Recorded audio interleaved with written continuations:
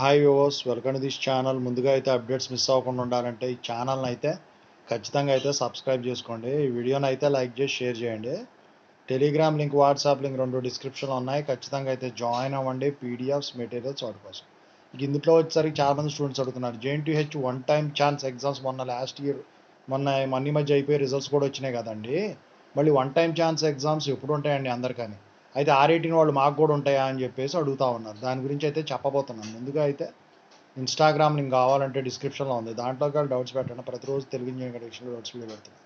Telugu engineering education channel link, JNTU updates channel link, software courses work support channel links డిస్క్రిప్షన్లో ఉంది.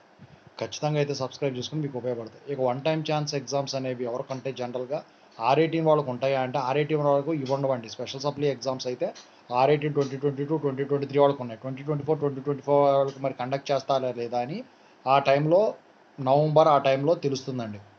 ఓకేనా? So అప్పుడున్న situation బట్టి మరి ఈసారి 2024 వాళ్ళకి కనుక కండక్ట్ చేశారంటే 2025 వాళ్ళకి కూడా ఉన్నట్టే. అయితే ఇక వన్ టైం ఛాన్స్ ఎగ్జామ్స్ అనేది ఎవరికంటే జనరల్గా నెంబర్ ఆఫ్ ఛాన్సెస్ అయిపోయిన వాళ్ళకి ఉంటుంది. జనరల్గా వన్ టైం ఛాన్స్ ఎగ్జామ్స్ వచ్చేసరికి సెకండ్ 2 ఇయర్స్ నుంచి 3 ఇయర్స్ వరకు ఎందుకు పనికి రాకుండా పోయినవి ఉంటాయి చూసారా, మెమోస్ ఇవి. సో వాటి ప్లేస్లో సబ్జెక్టులు రాసుకోవడానికి ఫెయిల్ అయిన సబ్జెక్టుకే కదా మెమోస్ పనికిరానివి.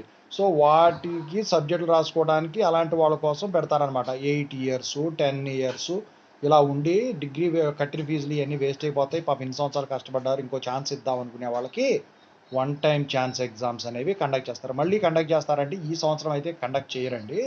మొన్నే కదా కండక్ట్ చేసింది. ఇంకా 2 ఇయర్స్కి మళ్ళీ ఇంకోసారి కండక్ట్ చేస్తారు. అయితే పోయినసారి పిలిచిన బ్యాచ్లో ఎక్కువ మంది పిలవకపోవచ్చు.